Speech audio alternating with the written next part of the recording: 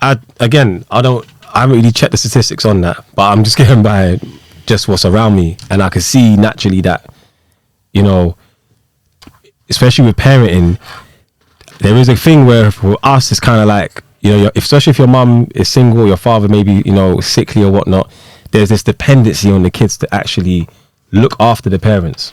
Yeah.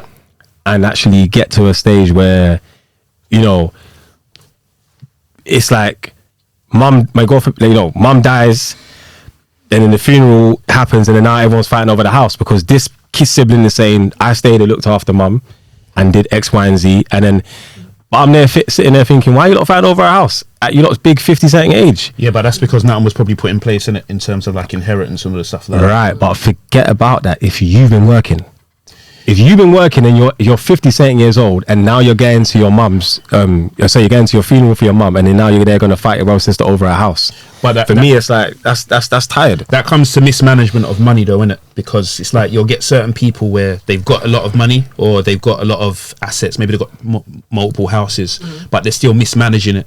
So they still feel they got to get more from somewhere else to keep it sustained, when really they've just got to kind of do an overhaul of what they've already got and manage what they already have rather than trying to get more. Some people are just greedy, basically. Yeah. Sometimes though, it might not be about the money. I think sometimes it could be a thing of, for example, one sibling might want to sell the property for money and the rest of them don't agree with that. Some people want to keep it in the family.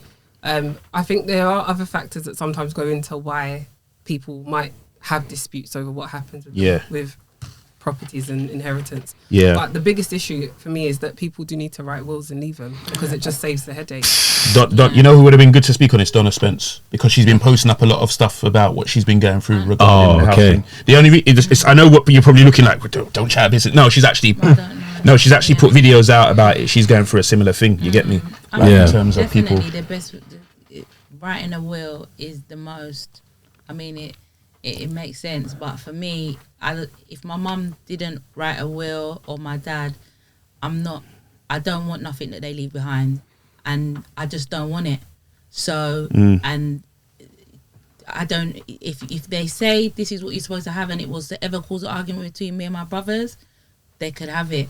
And I think it's down to the fact that I've got my own stuff and I don't look at my mum's stuff. And I've said to my mum before, make sure you spend everything that you've worked for before you die, because I don't want nothing that you've left behind. That's from my perspective, because I think the thing is, I know that my mum's worked so hard all her life, and the same foundations that I'm building for my children, she didn't build it in the same way, because I know that they did what they thought they were supposed to do, but it wasn't.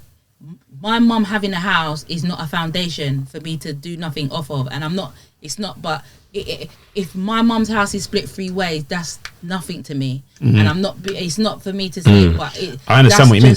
That, to be honest with you, that can't contribute to my average. If anything, it might hinder what you're already doing. Well, it's just I mean, it's not gonna really. I'm not saying it's not money. It's just, to me, that's for you to spend, mum. Right? What we should have been doing, which my mum is never put money into a pension, because the minute you die, a pension is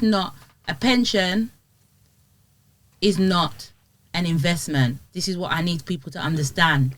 You cannot pass your pension on to your children, right? So why are you paying into something that you cannot pass on to your children then, for instance? Pay into something that you can pass on then. Right? Pay into something that you can pass on. For me, I will not pay for, I won't go into a pension. You can't tell me to go into no pension. For what?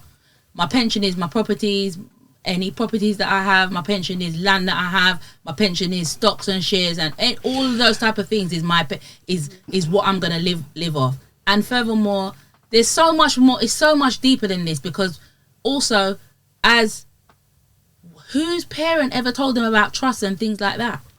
I had to get big other people from other communities to explain to me about trust, for me to realize, boy, these are the type of things that I need to be doing, because those are proper things then that I can pass on to my children, and there can't be no squabbling about it. Because once I've got my things in a trust, you can't spend anything of the trust. You can only spend what the trust produces. So there's nothing to squabble about, because you can never sell the capital of what's in the trust anyway. So if anything happens to me, the capital will always be there. If anything happens to them, their kids can't